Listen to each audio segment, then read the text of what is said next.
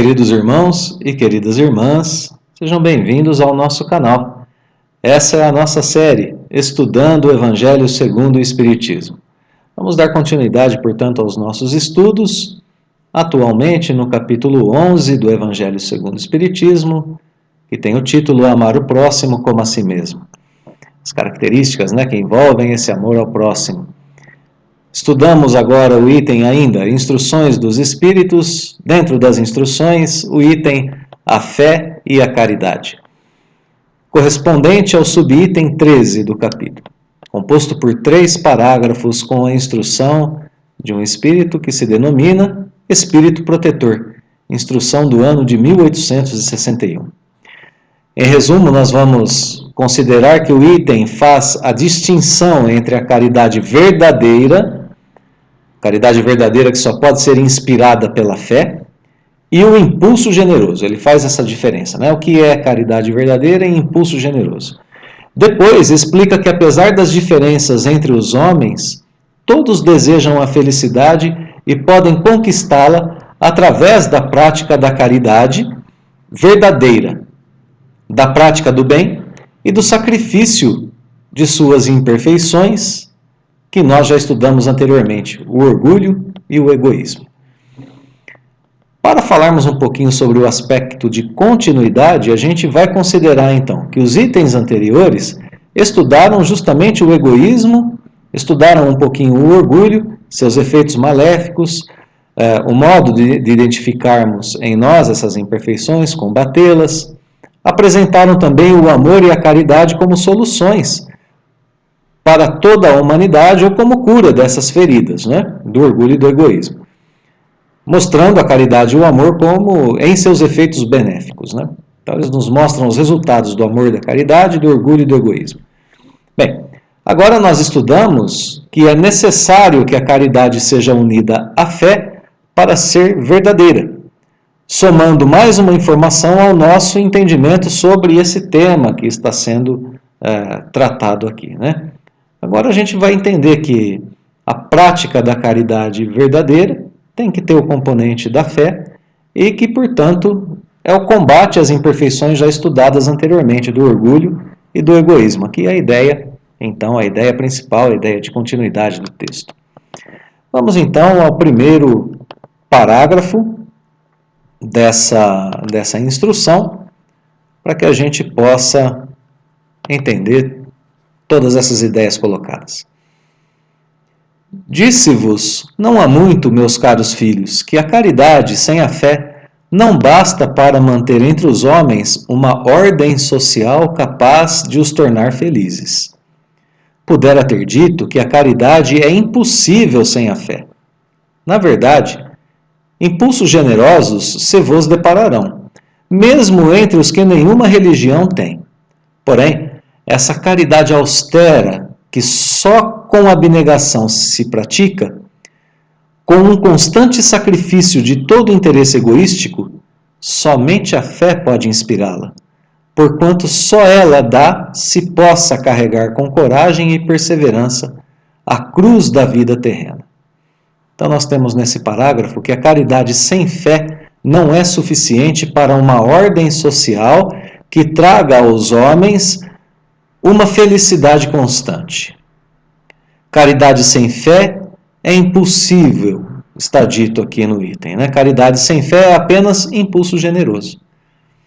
Bom, mas a caridade que se diz, essa caridade movida pela fé, se diz como uma caridade austera. A caridade austera é a que exige esforços para ser praticada. Essa é uma caridade austera, é aquela que eu preciso me concentrar, me lembrar de um dever que eu tenho que cumprir e que eu faço, às vezes, mesmo a contragosto. Essa que, às vezes, eu tenho que dar à pessoa aquilo que até mesmo vai me faltar. Às vezes, aquilo que eu não tenho. É aquela caridade que exige muito de mim. Essa só pode ser praticada, segundo esse parágrafo, se tiver a fé a inspirá-la.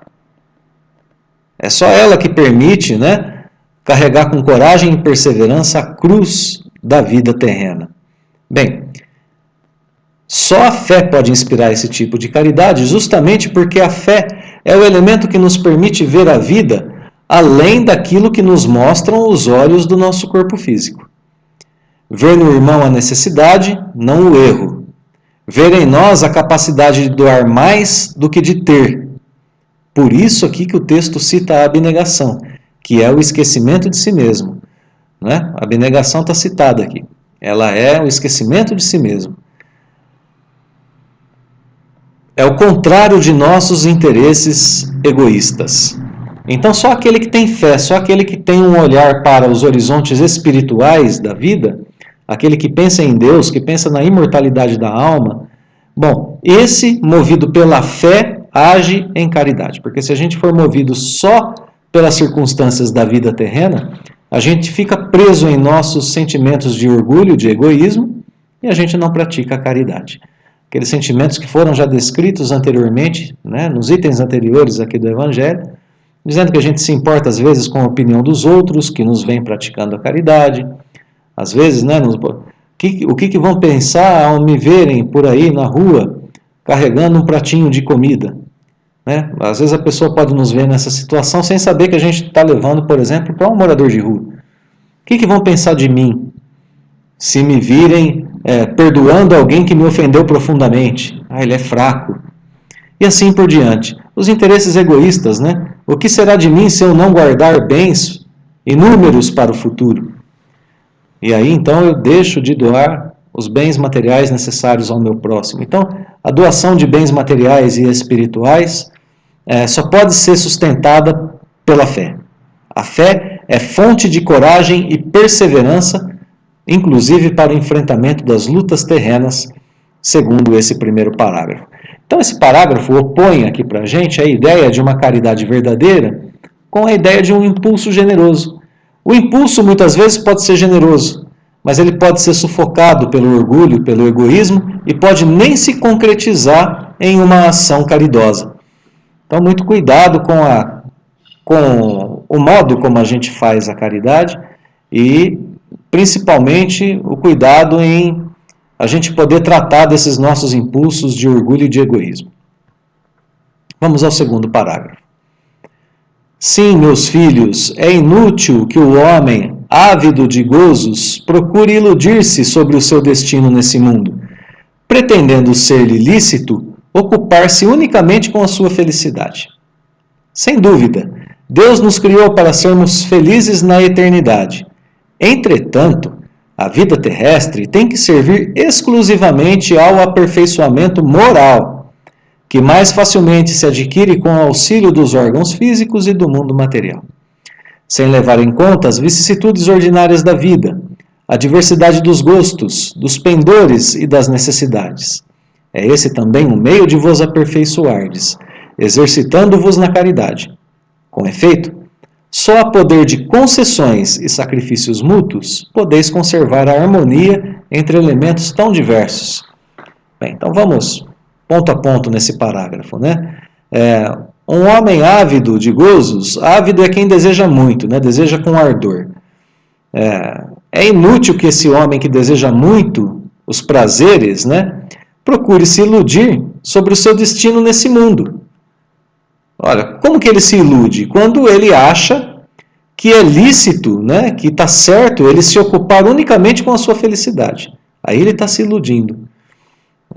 Está se enganando, porque está pensando que pode ser feliz sozinho. Está errado, né? Sem dúvida que Deus nos criou para sermos felizes eternamente. Entretanto, para que serve a vida terrena? E aqui que a gente comete o engano, né? A gente pensa que a gente tem que se ocupar só com a nossa felicidade aqui, enquanto a vida terrena serve exclusivamente só para isso, ao nosso aperfeiçoamento moral. Esse aperfeiçoamento que se adquire mais facilmente quando a gente está encarnado, né? Através dos órgãos físicos e do mundo material. Justamente porque nessas condições de estarmos encarnados e vivendo na matéria, é que a gente testa a nossa capacidade de desenvolvermos a fé, aquela fé que dizíamos anteriormente, que nos permite doar algo talvez que nos falte, que nos permite enfrentar bem uma doença do corpo físico, que nos permite, apesar de vivermos essa prisão do corpo, estarmos dispostos a fazer o bem aos outros, não nos importando apenas com nós mesmos. A razão da vida terrena, portanto, é nosso aperfeiçoamento moral, que é levado a se concretizar de modo mais rápido, mais fácil, através do mundo material.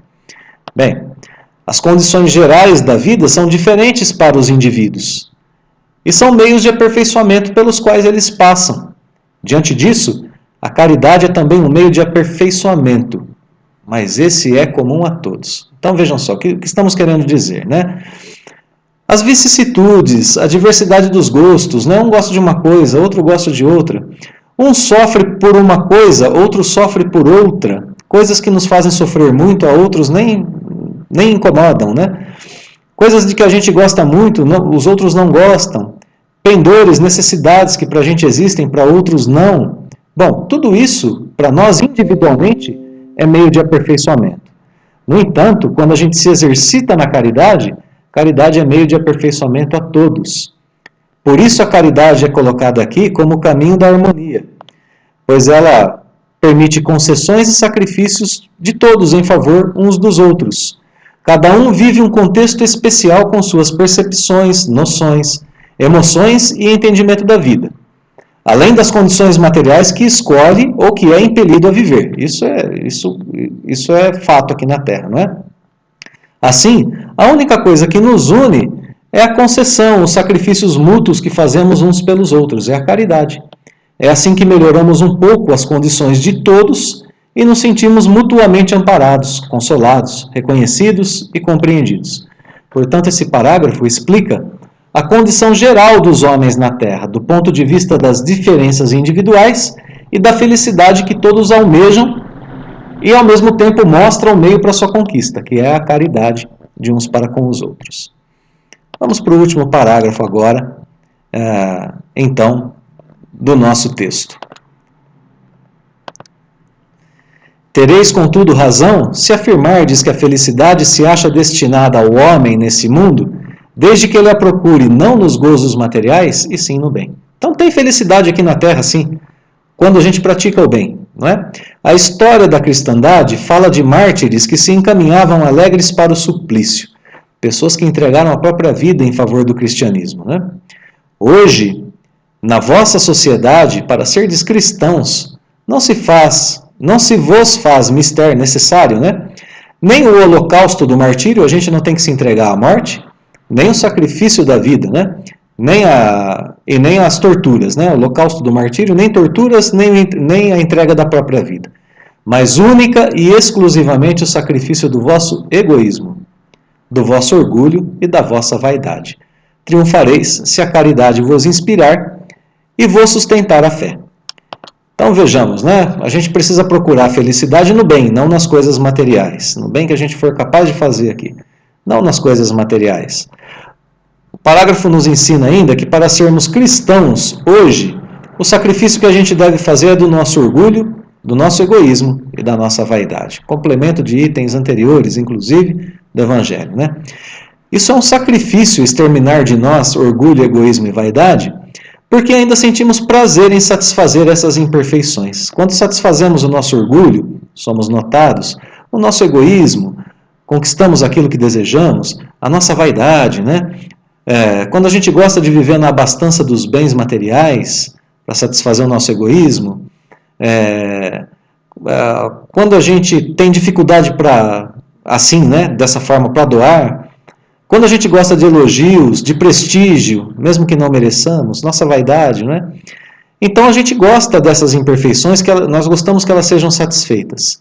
Não satisfazer essas imperfeições significa muitas vezes sacrifício para quase todos nós. Mas esse é o caminho da nossa perfeição. E nós venceremos se formos inspirados pela fé, inspirados pela caridade e sustentados pela fé. A ação na caridade e fundamentação na fé que nós temos. Esse é o caminho colocado por esse item do Evangelho, que conclui, esse último parágrafo conclui dizendo que a felicidade se conquista no bem, e que nossa batalha é interna para essa conquista, mas que caridade e fé são necessárias para que a gente possa, então, vencer a nós mesmos e conquistar tudo aquilo que desejamos. no sentido espiritual de nossas intenções. Queridos irmãos e irmãs, mais uma vez, muito obrigado pela companhia. Desejamos o nosso fraterno abraço, deixamos o nosso fraterno abraço e desejamos que Deus nos abençoe a todos, hoje e sempre.